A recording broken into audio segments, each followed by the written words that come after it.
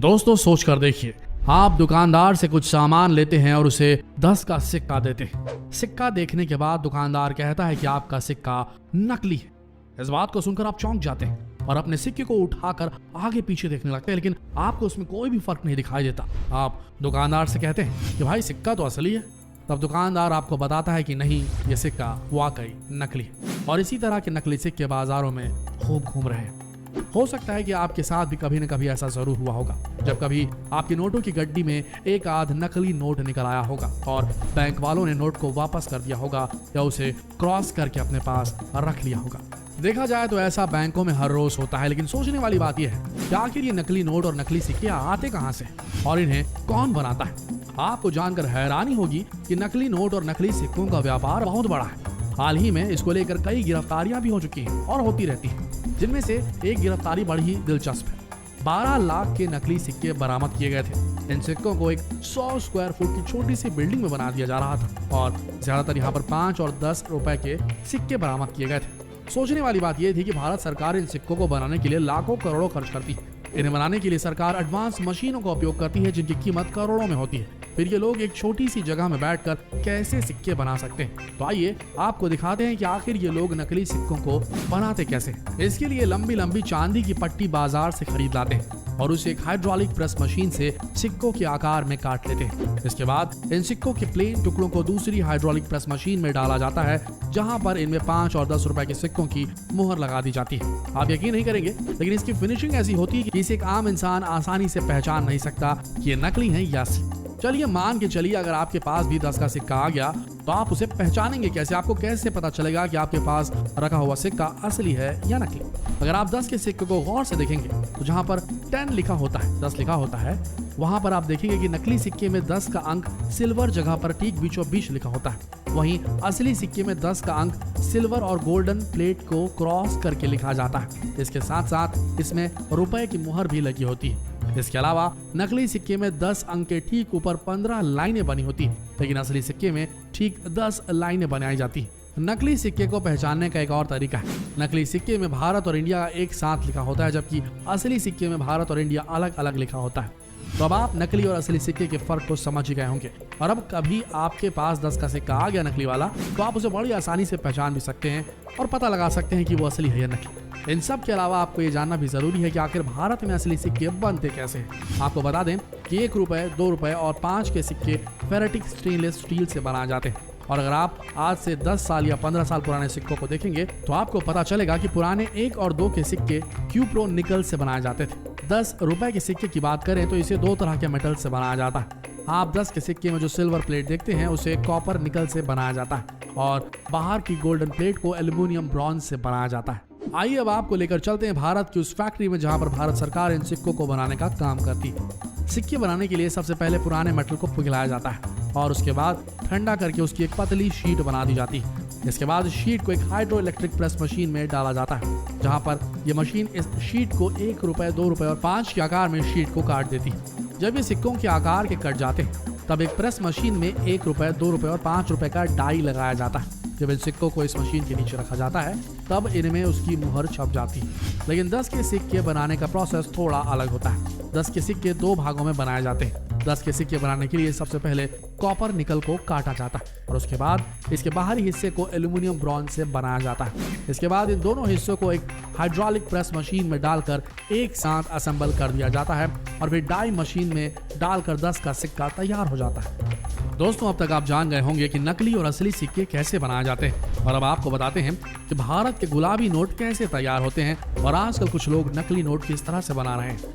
Counterfeit currency आज भारत की सबसे बड़ी समस्या है और ये दिन ब दिन बढ़ती जा रही है। हालात ये हैं कि बैंक वाले भी अब इन नकली नोटों से परेशान होने लगे और इसके चलते नोट चेकर मशीन भी खूब बिक रही है।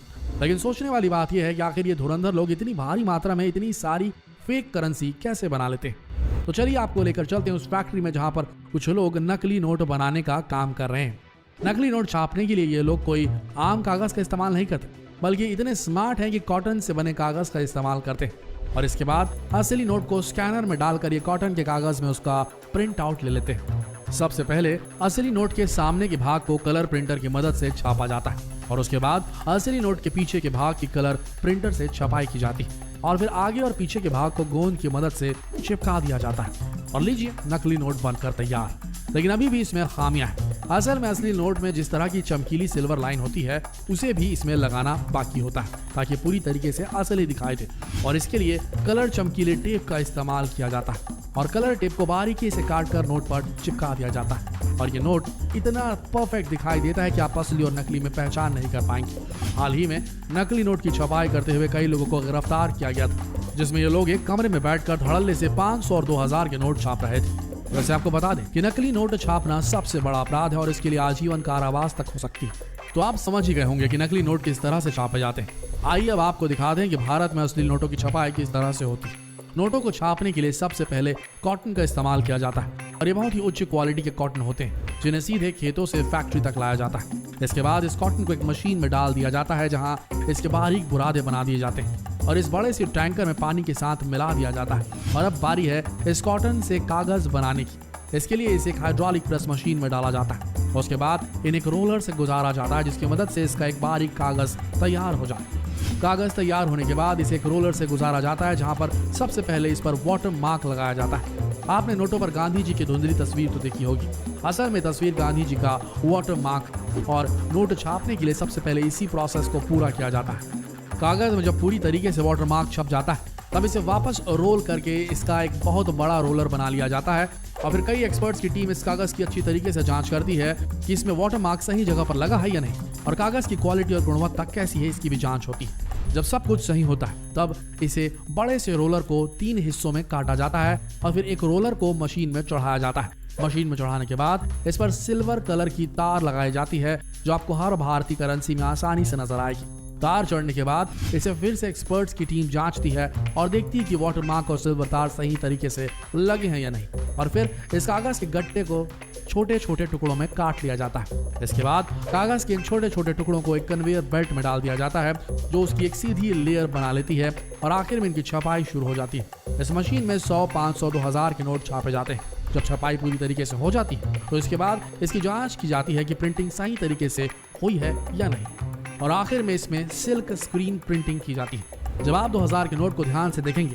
तो जहां पर 2000 लिखा होता है उसे टेढ़ा करने पर वह नीले रंग का दिखाई देता है और सीधे में वह हरे रंग का दिखाई देता है। इसी को सिल्क स्क्रीन प्रिंटिंग कहते हैं। प्रिंट होने के बाद अब इनकी कटाई की जाती है। इसके लिए प्रिंटेड नोटों की बड़ी लेयर को एक मशीन में डाला जाता है जहां पर यह मशीन इन्हें इनके आकार के हिसाब से काटती चली जाती है और फिर एक ऑटोमेटिक मशीन से इनकी गिनती शुरू हो जाती है और फिर इन्हें एक बॉक्स में पैक करके जहां भेजना है वहां भेज दिया जाता है। और इसी तरीके से भारत में 50, 100, 500 और 2000 के नोट छापे जाते हैं। और अब आप समझ ही गए होंगे कि असली नोट किस तरह से छपते हैं। चलिए अब आपको बताते हैं कि आखिर आप नकली और असली नोट की पहचान किस तरह कर सकते हैं। आपके पास कोई भी नोट हो अगर आप उसे ध्यान से देखेंगे तो उसमें आपको एक सिल्वर लाइनिंग दिखाई देगी। उस सिल्वर लाइनिंग को जब आप टेढ़ा करके देखेंगे तो वो नीले रंग की दिखाई देती है और सीधा करने पर हरे रंग की दिखाई देती है। वहीं नकली नोट की लाइन हरी की हरी ही दिखाई देती है तो उसका कलर बिल्कुल भी चेंज नहीं होता और यही नकली नोट की पहचान है। इसके बाद जब आप नोट को उठाकर रोशनी में देखेंगे तो आपको उसमें गांधी जी का वाटर मार्क दिखाई देगा जो आपको नकली नोट में देखने को नहीं मिलेगा। ठीक इसी तरह जब आप नोट को टेढ़ा करके देखेंगे तो उसमें लिखे अंक आपको नीले रंग के दिखाई देंगे और सीधे करने पर हरे रंग की, जबकि नकली नोटों में नोट पर लिखे अंक कलर नहीं बदलते। और सबसे बेहतरीन तरीका नकली नोट को पहचानने का ये है कि नोट के ठीक नीचे आपको एक बॉक्स दिखाई देगा जिसे आप टेढ़ा करके देखेंगे तो आपको उतने ही अंक दिखाई देंगे जितने का वो नोट है। दोस्तों आशा करते हैं ये वीडियो आप सबको सही जानकारी देने में कामयाब हुआ होगा। अगर आपको ये जानकारी सही लगी तो इस नॉलेज को अपने तक सीमित न रखें। इस वीडियो को जितना हो सके देश भर में वायरल कर दें। इस वीडियो को शेयर करें फेसबुक, व्हाट्सएप, यूट्यूब पर ताकि हम ऐसा ही बेहतरीन कंटेंट आप तक पहुंचा सकें। आप सबका दिल से धन्यवाद इस वीडियो के अंत तक बने रहने के लिए। मिलते हैं अगले वीडियो में। धन्यवाद।